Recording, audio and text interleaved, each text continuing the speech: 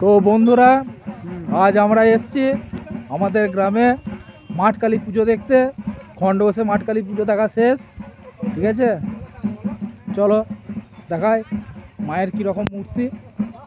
এটা পুরো শ্মশান। তো আমাদের পাড়াতে মাঠে কালী দেখতে এসেছি।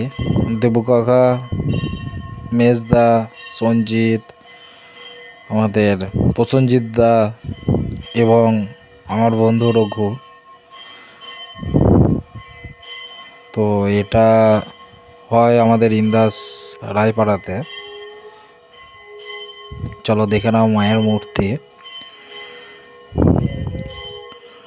তো এই দিনটাতে সকল রায়পাড়াবাসী এবং সাঁওতারি এবং অন্যান্য যেসব আশেপাশে গ্রাম আছে, এই দিনটাতেই মানুষজন আসেন, আনন্দ করেন।